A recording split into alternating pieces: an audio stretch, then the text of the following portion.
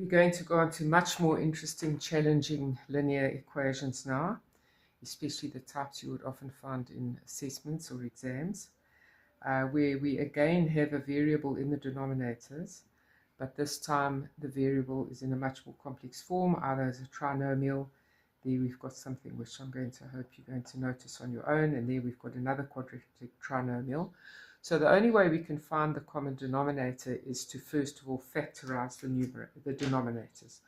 So my numerator is a simple 1, and if you've forgotten how to factorize, let's just do a quick recap on the side. We have got a coefficient in front of the x squared term, so we're going to use the cross method. Factors of 2, or 2 and 1. And then I'm going to think ahead. Factors of 3, I can write 3 times 1 or 1 times 3, but I want to end up with a 1 over there. So I'm already going to think that if I put the 3 here and the 1 there, then when I multiply down the arms, I'm going to get 3 times 1 is 3, and 2 times 1 is 2, and 3 and 2 through subtraction can give me a coefficient of 1. And I know that I need subtraction because that sign is negative. So reading across, first of all, to get what my brackets are going to contain, we're going to have 2x and 3, x and 1, and then the brackets in the signs in the brackets are going to be different, and the biggest combination is going to be negative. So my inners are giving me 3x, my outers are giving me 2x. So the bigger one is this, so that gets negative 3 and that gets positive. And I'm sure by now you've realized that this is a difference of two perfect squares, which factorizes very nicely into two brackets that look identical, except the one has a positive and the other one has a negative. And remember, to get these two terms, I say square root of x squared is x and square root of 1 is 1. Now, we've got the same coefficient that we had there, and we've got the same constant that we had there. But here we've got a plus sign in the second position, and that tells us that the signs in the brackets are going to be the same. So if we look at the same cross, it's going to work, but instead of the difference of 3 and 2, which gave us 1 there, the sum of 3 and 2 is going to give us 5. So our brackets are going to look the same. It's going to be 2x and 3 and x and 1. And then the signs in the brackets are the same and they're both negative. So once I've factorized the denominators, then I can start working out what my LCD is going to be. So what I really need is to have a representative of every single type of bracket that there is.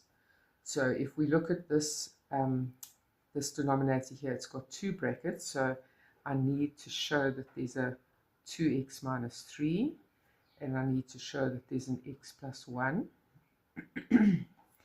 Looking at this one, my x plus 1 is already represented there, so I still need to represent my x minus 1. Looking at this denominator, 2x minus 3 is already there, x minus 1 is already there, so this is now my completed LCD. Everything that's here has been represented in the LCD. And then the very important thing to do now is your restriction. And you can't do your restriction on x until you've got these brackets.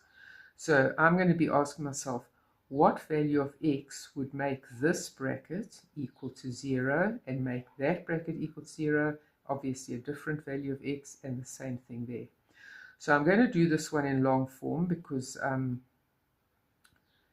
otherwise some of you might not have remembered what to do. So I want to say, how would I make 2x minus 3 equal to 0? What would the value of x have to be for that to be 0? So it's actually just a simple linear equation. So I'm leaving my 2x here, and I'm taking my negative 3 across, becomes positive 3. Then I'm going to divide by 2, and I'll get x is equal to 3 over 2. I can leave it like that, or I can think of it as 1.5. So most of you are probably going from there to there in your heads at this stage. If you're not, then that's the process you go through. So similarly here, I'm going to say I want x plus 1 to be equal to 0 so that I can see what the value of x should be. So x plus 1 equals 0. Take your 1 across to the other side, and it becomes x equals negative 1. If x minus 1 has to be 0, then we take the negative 1 across to the other side, and it becomes x equals positive 1.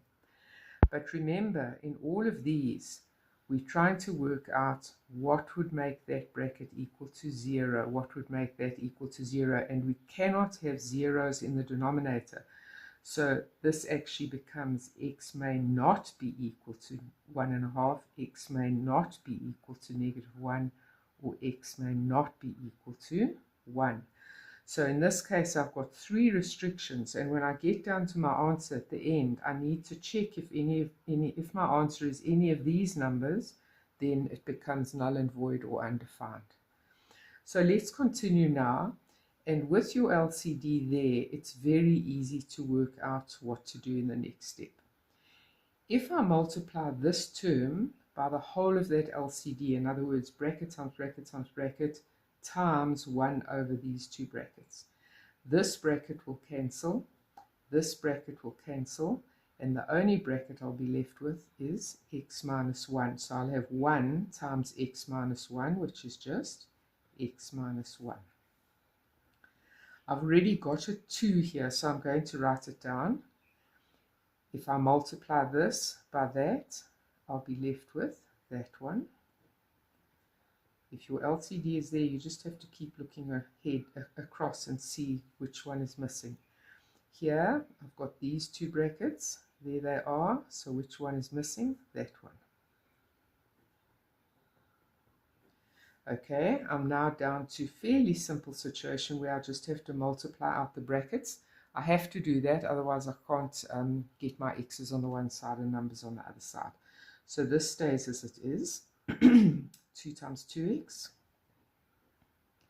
Remember the distributive law. So 2 times negative 3.